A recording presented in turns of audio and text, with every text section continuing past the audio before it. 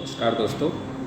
आज फिर हम आपके सामने एक नया टॉपिक लेकर के आए हैं मुस्लिम लॉ का, जो दूसरा और महत्वपूर्ण टॉपिक है सोर्सेस ऑफ मुस्लिम लॉ। तो किसी भी सब्जेक्ट के बारे में अगर हम बात करें तो उसका जो सबसे महत्वपूर्ण टॉपिक होता है वो सोर्सेस के बारे में बात करता है कि उस एक्ट में, उस लॉ में कौन कौन सी चीज़ें कहाँ से एक्सेप्ट की गई हैं, उनके बारे में भी अध्ययन करना बहुत महत्वपूर्ण होता है।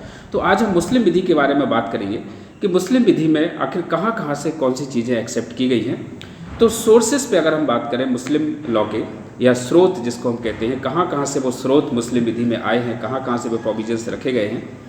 तो सोर्सेस मुख्य रूप से मुस्लिम विधि के दो प्रकार के देखे गए हैं, प्राइमरी सोर्स और सेकेंडरी सोर्स। तो प्राइमरी सोर्स वो सोर्स कहलाते हैं जो किसी भी लॉ में एक महत्वपूर्ण भूमिका के रूप में अपनी भूमिका अदा करते हैं, और उस सोर्स को जो प्राइमरी सोर्स के रूप में रखे जाते हैं, सबसे पहले उन्हीं सोर्सों के माध्यम से ही कोई भी डिसीजंस तक पहुंचा जाता है।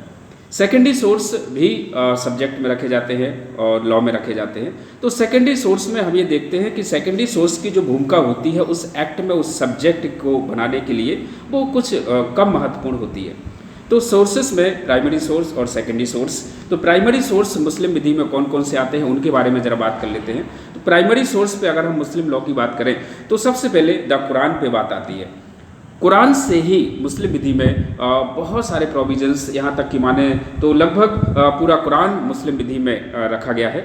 इसके बाद अगर हम और प्राइमरी सोर्स पे बात करें मुस्लिम विधि के, तो उसमें प्राइमरी सोर्स में कुरान के अलावा जो ट्रेडिशंस हैं, जिसको हम सुन्ना और अहादिस कहते हैं, वो ट्रेडिशंस भी वहाँ पर प्राइमरी सोर्स में सेकेंड नंबर पे रखे गए हैं। इसके अलावा इज्मा और कयास। तो ये प्राइमरी सोर्स के रूप में चार सोर्स वहाँ पर रखे गए हैं, द कुरान, ट्रेडिशंस ऑफ हजरत मोहम्मद पैगम्बर साहब, और इसके अलावा इज्मा और कयास।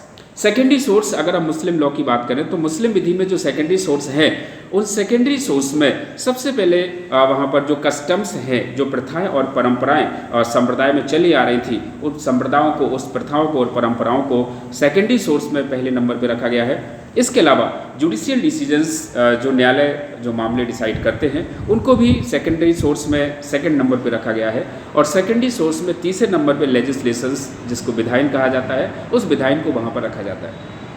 तो ये प्राइमरी और सेकेंडरी सोर्स के बारे में हमने बात की। अब जरा थोड़ा उसका डिटेल्स देख लेते हैं, क्योंकि एग्जाम की दृष्टि से उसका डिटेल्स भी बहुत महत्वपूर्ण होता है। जहाँ तक मुस्लिम विधि की हम बात करें तो मुस्लिम विधि भी बहुत कंपटीशंस, जो लॉ के कंपटीशंस होते हैं, नेट, स्लेट आदि जो महत्वपूर्ण, और भी अदर स्टेटों में जो सिविल वगैरह के एग्जाम है, उसमें मुस्लिम विधि एक महत्वपूर्ण सब्जेक्ट के रूप में आता है। फैमिली लॉ, उसमें हिंदू विधि भी आता है और मुस्लिम विधि भी आता है।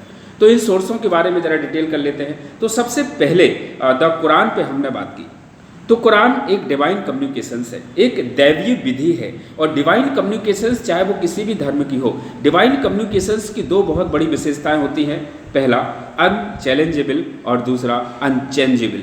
अनचैलेंजेबल से यहाँ पर सेंस होता है कि किसी भी डिवाइन कम्युनिकेशंस, चाहे वो कुरान हो, रामायण हो, गीता हो, महाभारत हो या बाइबल हो, ये सब डिवाइन कम्युनिकेशंस है। जिनकी उत्पत्ति इंसान के द्वारा नहीं की जाती है, वो डिवाइन कम्युनिकेशंस कहलाते हैं। तो कुरान पे अगर हम बात करें तो डिवाइन कम्युनिकेशंस की दो विशेषताओं के बारे में अभी हम चर्चा कर रहे थे। अनचैलेंजेबल से यहाँ पर सेंस निकलता है कि उसको आप किसी भी स्थिति में चैलेंज नहीं कर सकते हो। अगर आपको उस डिवाइन कम्युनिकेशंस में कोई बात अगर आपको पसंद नहीं आ रही है, तो आप उस पर कोई भी चैलेंज नहीं कर सकते हो, कोई भी आपत्ति नहीं उठा सकते हो। और डिवाइन कम्युनिकेशंस की दूसरी बड़ी विशेषता होती है अनचैलेंजेबल। मीन्स कि आप उसको चैलेंज भी नहीं कर सकते हैं और आप उसको चेंज भी नहीं कर सकते हैं। और इन्हीं दो बड़ी विशेषताओं की वजह से ही हमें हिंदू विधि और मुस्लिम विधि या अन्य जो धर्म है उनकी विधियों की आवश्यकता पड़ी। क्योंकि अगर ये हमारे डिवाइन कम्युनिकेशंस अगर हमारी सभी समस्याओं को सॉल्व कर देते, आज एक सोशल चेंज है और एक नई नई समस्याएं समाज में जन्म लेती है, जिसकी हम कल्पना भी नहीं कर सकते हैं। वो समस्याएं हमारे सामने आ जाती हैं और उनको निपटाने के लिए वहाँ पर हमें लॉ की आवश्यकता पड़ जाती है। तो कुरान की अगर हम बात करें तो हजरत मोहम्मद पैगम्बर साहब अल्लाह के अंतिम रसूल थे। रसूल मीन्स यहाँ पर मैसेंजर, संदेशवाहक। तो अल्लाह के द्वारा जो उनको मैसेज प्राप्त होते थे, 609 ईस्वी से 632 ईस्वी तक हजरत मोहम्मद पैगंबर साहब को अल्लाह के मैसेज प्राप्त हुए और उनके मृत्यु के पश्चात 632 ईस्वी के पश्चात उनके जो अनुयायी थे, उनके जो भक्त थे, उनके द्वारा एक कुरान किताब बनाई गई और उनके सभी मैसेज जो अल्लाह के द्वारा हजरत मोहम्मद पैगंबर साहब को दिए गए थे वो उस पवित्र किताब जिसको हम द कुरान के नाम से जानते हैं उसमें रखा गया। तो 609 से 622 तक जो हजरत मोहम्मद पैगंबर साहब को मैसेज प्राप्त हुए उनको वहाँ पर कुरान में रखा गया है। तो कुरान पे अगर हम बात करें तो ये मुस्लिम विधि का पहला जो प्राथमिक स्रोत है उसको वहाँ पर प्राथमिक स्रोत के बारे में रखा गया है। अरबी शब्द कुर्रा से कुरान बना हुआ है जिसका अर्थ होता है पढ़ना अथवा पढ़ा जाना चाहिए। तो कुरान पे बहुत सारी बुक्स पे अध्ययन करने के पश्चात 6666 या कुछ बुक्स में 6237 आयात वहाँ पर देखने को मिलती हैं, लेकिन एक मेजॉरिटी के आधार पे 6666 वहाँ पर कुल आयात देखने को मिली है। तो कुरान के बारे में हमने यहाँ पर बात की। तो कुरान में सिस्टमेटिक तरीके से सभी समस्याओं को सॉल्व करने के लिए अलग अलग चैप्टर्स वाइज में उनको रखा गया है। इसके पश्चात अगर हम दूसरे प्राइमरी सोर्स पे बात करें तो दूसरा प्राइमरी सोर्स यहाँ पर ट्रेडिशंस को लेकर के बनता है। हजरत मोहम्मद पैगंबर साहब जो अल्लाह नहीं थे लेकिन अल्लाह से भी कम नहीं थे इस्लाम संप्रदाय के लिए। तो ट्रेडिशंस वहाँ पर दो प्रकार से देखी जाती हैं, एक सुन्ना और अहादिस। तो सुन्ना की अगर हम बात करें तो सुन्ना में ये देखा जाता है कि मोहम्मद पैगंबर साहब के साथ कौन कौन सी व्यक्तिगत घटनाएं थी, कौन कौन से कैरेक्टर्स को वो फॉलो करते थे। तो मोहम्मद पैगंबर साहब के जो स्वयं के व्यवहार थे वो सुन्ना में रखे गए हैं जिनको मुस्लिम संप्रदाय फॉलो करता है। और इसके अलावा अहादिस, तो अहादिस शब्द अरबी भाषा के हदीस शब्द से बना होता है जिसका अर्थ होता है विशिष्ट घटनाएं। तो हजरत मोहम्मद पैगंबर साहब के समय उनके साथ कौन कौन सी महत्वपूर्ण घटनाएं वहाँ पर घटी, उन घटनाओं को ट्रेडिशंस के रूप में, अहादिस के रूप में मुस्लिम लॉ में वहाँ पर एक्सेप्ट किया गया है, जिससे कि मुस्लिम संप्रदाय के जो पर्सन्स हैं और वो ट्रेडिशंस के आधार पे भी अपनी एक्टिविटीज़ को आगे बढ़ाते हैं। और मुस्लिम लॉ में इसके बारे में भी इसके जो प्रोविजंस हैं वो भी मुस्लिम विधि में रखे गए हैं।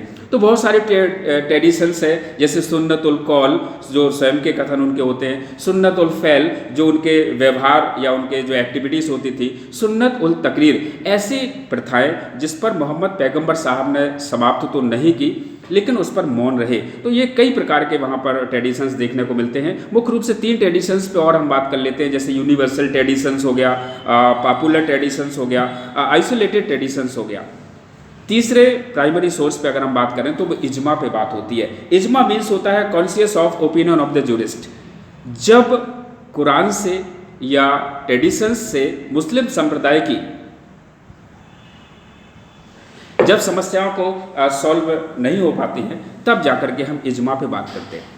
इजमा के बारे में अभी हमने बात की। Conscious of the opinion of the jurist means कि जो विधि शास्त्री थे, जो महान विधि शास्त्री जो मुस्लिम संप्रदाय के बड़े ज्ञाता थे, वो समस्या को सॉल्व करने में उन विद्वानों की, उन जूरिस्टों की क्या योगदान रहा है, क्या उनके विचार रहे हैं, उसके आधार पे भी वहाँ पर इजमा के द्वारा भी वहाँ पर मुस्लिम संप्रदाय के जो मैटर्स थे उनको सॉल्व किया जाता था। तो चौथे एक और महत्वपूर्ण प्राइमरी सोर्स के बारे में हम बात करें तो कयास पे हम बात करते हैं, जिसको हम मेजरमेंट की बात करते हैं। मेजरमेंट इसको इंग्लिश ट्रांसलेशन में कहा जाता है। मेजरमेंट की अगर हम बात करें तो मेजरमेंट का मतलब होता है एक माप करना।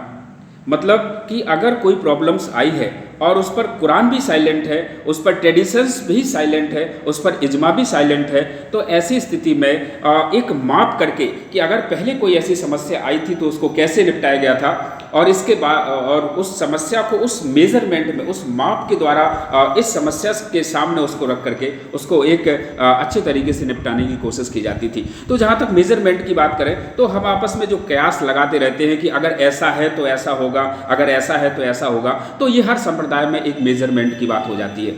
इसके पश्चात अगर हम सेकेंडरी सोर्स पे बात करें तो सेकेंडरी सोर्स में मुस्लिम संप्रदाय में जो मुस्लिम विधि में जो अपनी कम भूमिका निभाते हैं वो सेकेंडरी सोर्स में रखे जाते हैं। तो सेकेंडरी सोर्स पे अगर हम बात करें तो सबसे पहली बात वहाँ पर होती है कस्टम्स।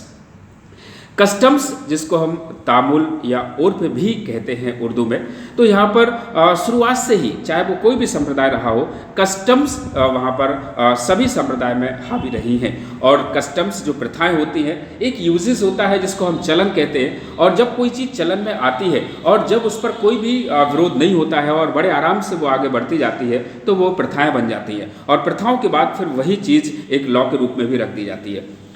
तो कस्टम्स मुस्लिम संप्रदाय में शुरू से ही कस्टम्स पर विशेष ध्यान दिया गया है और कस्टम्स पर भी बहुत सारे मामले निपटाए जाते हैं। जैसे कल हमने बात की थी शरीयत एक्ट 1937, तो शरीयत एक्ट 1937 पे अगर हम बात करें तो सेक्शन 2 में जो 10 सब्जेक्ट बताए गए हैं, उन 10 सब्जेक्ट को मुस्लिम शरीयत एक्ट से निपटाया जाता है।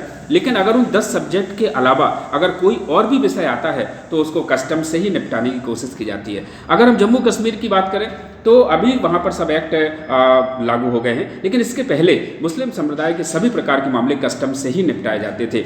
इसके बाद जो अगला सेकेंडरी सोर्स आता है वो जुडिशियल डिसीजंस होता है, और जुडिशियल डिसीजंस को भी सेकेंडरी सोर्स में रखा गया है। जुडिशियल डिसीजंस से यहाँ पर मतलब होता है कि जो समस्याएं उस समय आती थी न्यायालय के द्वारा, जो काजियों के द्वारा वो निपटाई जाती थी, उन समस्याओं को अगर कोई सेम अगली समस्या आती है तो उसी जुडिशियल डिसीजन से उसको भी निपटाने की कोशिश की जाती थी।